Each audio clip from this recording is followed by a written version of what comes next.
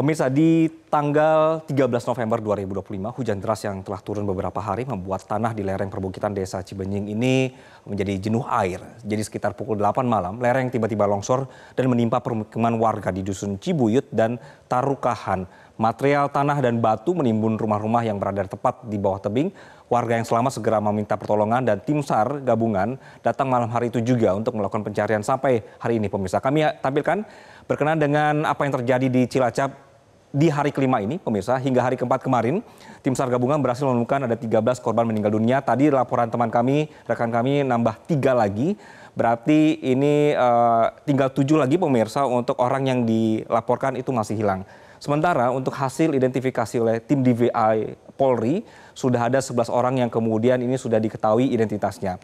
Laporan sementara di hari Minggu kemarin, pemirsa, menunjukkan bahwa masih ada yang 10, hari ini berkurang menjadi 3. Ini kita terus berharap bahwa setiap hari nanti proses evakuasi berhasil dan juga semakin banyak kemudian warga yang menjadi korban ini bisa dievakuasi.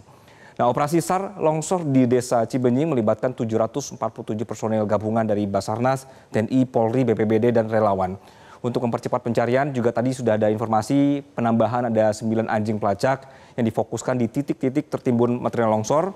Evakuasi menggunakan lebih dari 20 ekskavator untuk mengangkat material longsor yang berat, kemudian didukung dengan 17 alat kompresor untuk membuka akses pada lapisan tanah yang keras. Tim ini menghadapi kendala signifikan akibat kontur tanah yang labil. Kemudian material longsor yang bercampur dengan lumpur dan batu ini membuat pergerakan alat berat juga harus dilakukan dengan sangat hati-hati. Cuaca ekstrim juga, ini berupa hujan deras juga memperlambat operasi dan meningkatkan resiko tanah bergerak kembali. Jadi sebagai langkah mitigasi, pemerintah merencanakan juga operasi modifikasi cuaca, pemirsa. Ini untuk mengurangi curah hujan di area bencana sehingga operasi SAR bisa berlangsung lebih aman dan juga efektif. Nah, Dandim 0703 Cilacap Letkol Infantri Andi Aziz menceritakan ke tim kami bahwa proses pencarian ini cukup menantang karena memang posisi korban minimal di kedalaman 3 meter dan bahkan ada yang sampai di 8 meter. Ini cukup menjadi tantangan bagi tim di lapangan bahwa korban-korban yang tertimbun sampai di kedalaman dan bahkan body parts yang ditemukan juga terpisah sudah tidak utuh. Inilah kemudian menjadi kendala di lapangan.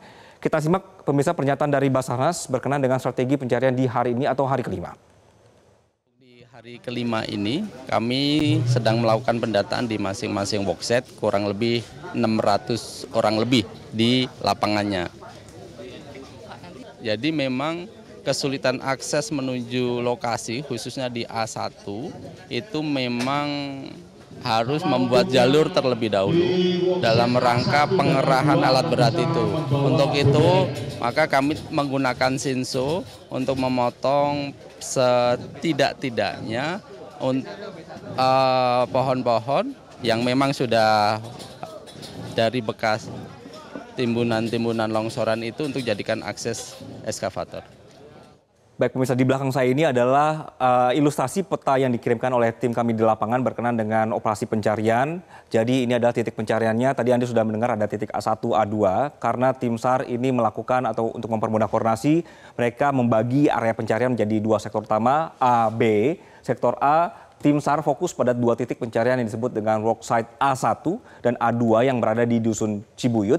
Sementara itu sektor B menampung 2 worksite lainnya, B1 dan B2 yang berlokasi di Dusun Tarukahan. Jadi setiap titik ini pencarian mencakup area sekitar 500 meter persegi dan tim SAR menelusuri puing, tanah, longsor dan material lainnya secara hati-hati untuk menemukan korban yang masih hilang. Nah, luas keseluruhan pemirsa area terdampak longsor diperkirakan mencapai 6,5 hektar sehingga pencarian memerlukan waktu dan tenaga ekstra. Tim SAR menyesuaikan langkah pencarian setiap hari ini berdasarkan dengan kondisi medan, kemudian cuaca dan laporan masyarakat setempat. Ini tujuannya adalah mempercepat evakuasi korban sekaligus memastikan keselamatan seluruh petugas yang terlibat.